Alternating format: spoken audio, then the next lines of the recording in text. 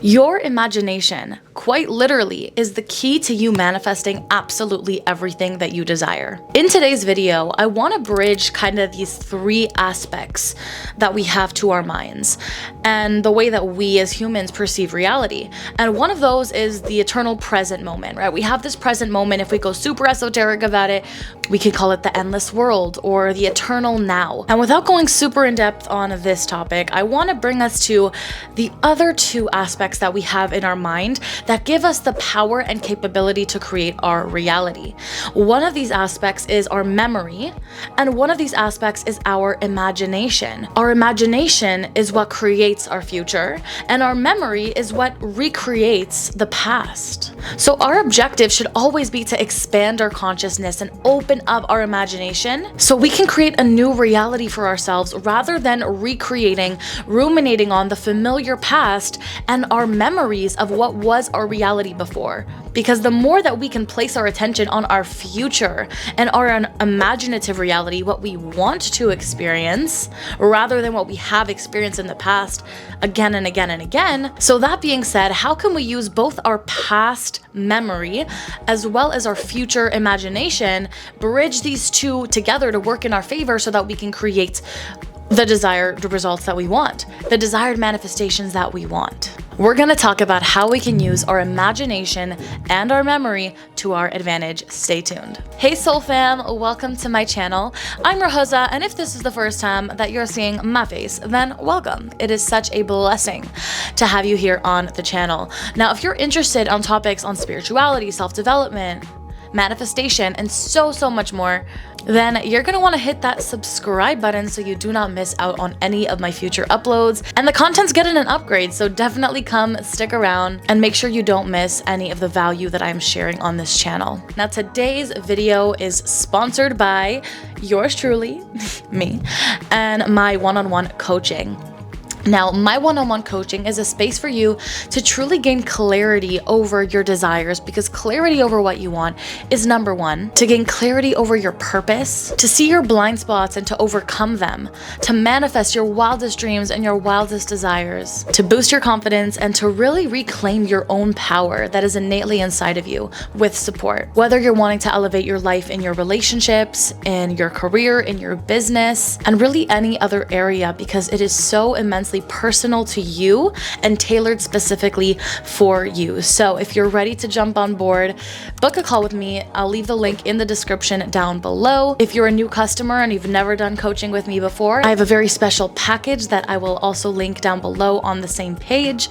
You can find that at rohosa.com/coaching. So make sure you're clicking the link in the description down below. I'll also pin it as a comment. And let's get to manifesting your reality, shall we? Now, without further ado, let's get into today's video. Now, in Neville Goddard's book called The Awakened Imagination, he says there is only one thing in the world: imagination and all of our deformations of it. Now, this is so powerful, because what this is really doing for us and the opportunity that this presents to us is that we're actually able to take the unseen world, which is in our imagination. It is not yet physical, it is not yet 3D, but we're actually able to tune into that reality using our consciousness, expanding our awareness to bring that unseen reality into this physical dimension with our consciousness. By using our imagination, we're able to put our consciousness somewhere where it isn't currently right now and tap into a higher realm where our desire is already manifested. Now, I want to bring in some Dr. Joe Dispenza in as well. And I know that Neville Goddard, Joe Dispenza, they're very popular figures in the spiritual mindset manifestation community. And what they kind of symbolize to me is very much the same thing, because I believe everyone in the spiritual community is saying the same things, but just packaged in different words, bringing some theory into it, some science, some just different philosophies and perspectives. But nonetheless, they're saying very similar things. But the way I kind of look at it is like Neville Goddard is like the mystical. He goes over the ancient esoteric wisdom such as Kabbalah, because I know Neville Goddard studied Kabbalah, and Joe Dispenza brings a more modern day scientific approach to his work. So what I kind of observed and noticed is that Neville Goddard talks a lot about the imagination, and our imagination being the very creator essence that we all have inside of us. It is our very ability to create things that are not yet in form, just using our consciousness. While Joe Dispenza Dispenza, he talks about this as well. He talks about the self-concept as well, but he talks a lot as well about memory. And he talks about how we are constantly repeating on a loop every single day our past circumstances, what he calls the familiar past. And whatever has happened to us in the past that is familiar to us, a tendency that we have had, we will constantly replay those same tendencies over and over and over again, those same thought patterns over and over and over again, therefore creating the same day over and over and over again, never changing our reality because we're just unconsciously repeating the same old thought patterns again and again and again. And we don't even realize it because it's just what is normal to us. It's familiar to us. We just continue to perpetuate this memory that we have of this is just the way life is. This is just what has happened to me in the past. These are just my circumstances.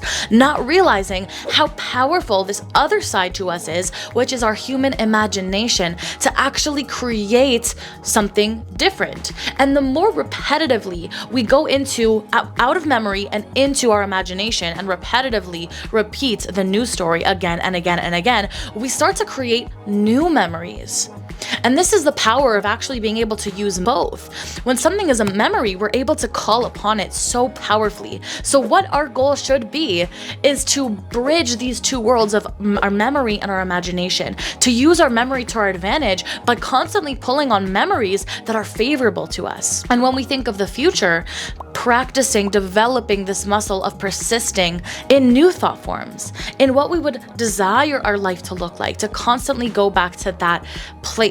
Now, I'm going to talk more about persisting and why that's important in the next video, but for now I want to stick to just how powerful our imagination truly is. I mean, there's a reason that Neville Goddard constantly talked about the imagination in his work, and it's written in thousands of different literatures and philosophies and ancient wisdoms that have been relevant to humanity for thousands and thousands of years. And really what imagination is, it's what sets us apart from the animal kingdom. I mean, some can argue, animals have a level of imagination. They don't have the consciousness capabilities to be the creator of their reality. They are just effects of purely their biology, purely what their assignment is. They don't have much free will outside of that.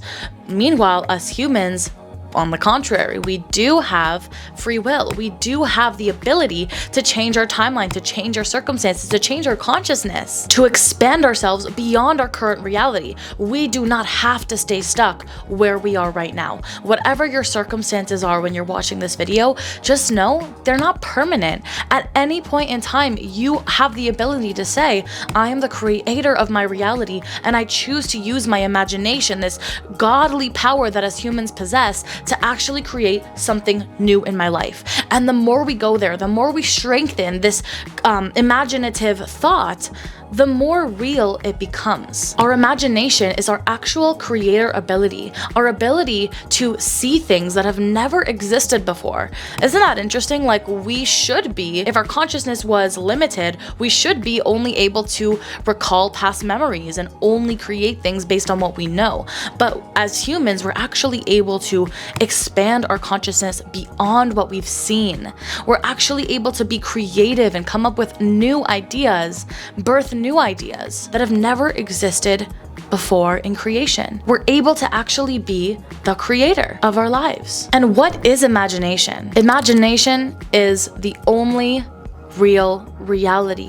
Our consciousness is everything. Everything in our world is our consciousness outpictured. Our deep-rooted beliefs are what is being manifested in our external world. Now, you might be thinking as you're watching this video, I don't think imagination is everything. I mean, I can clearly see my physical world, my 3D world around me. I'm being presented with challenges. I see that the world is, there's chaos happening in the world. I don't believe that my consciousness is outpicturing everything. But the truth is that the 3D world, the external world, is a manifestation of our subconscious mind. So it's not the conscious workings that we're going to be conscious of creating our reality. It's usually the subconscious processes that are being outpictured in our reality that we're seeing being reflected back to us. And your current reality is a result in a picture of your past subconscious beliefs, not even your present ones. And that's what makes this kind of complicated, and we'll talk about this in another video. Our goal is to create new neural pathways, new subconscious beliefs by consciously using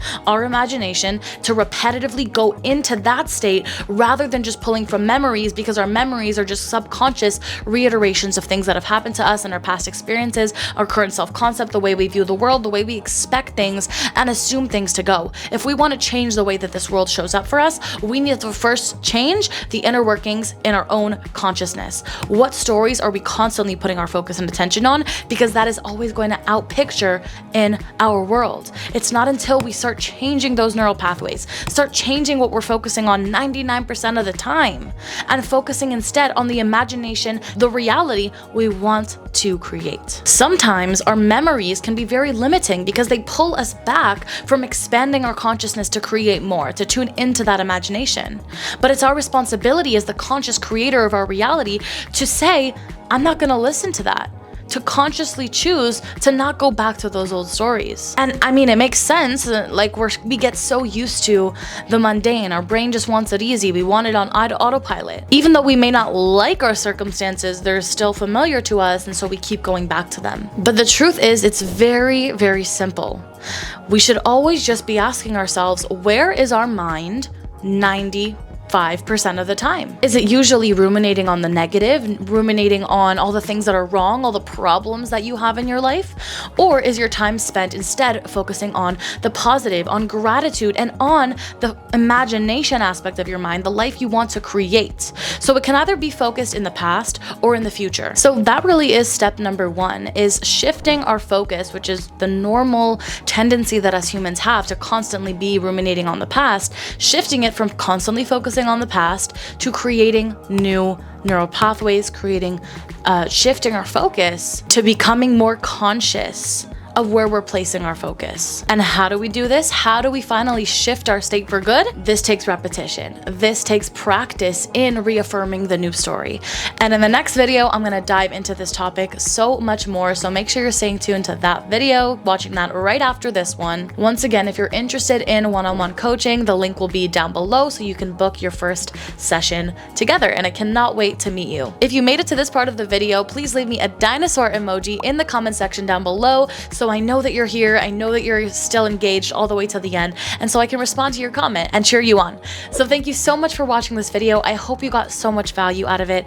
If you did, please leave it a like, and also hit that subscribe button down below. If you're not already, make sure that you're subscribed to the channel. It is getting lit over here. We're starting to post 3 videos a week, and we just have so much excitingness coming up. So make sure that you're along the journey, you've joined the fam. You won't regret it, I promise. Thank you so much for watching, and I'll see you in my next one. Bye. Love ya. Mwah.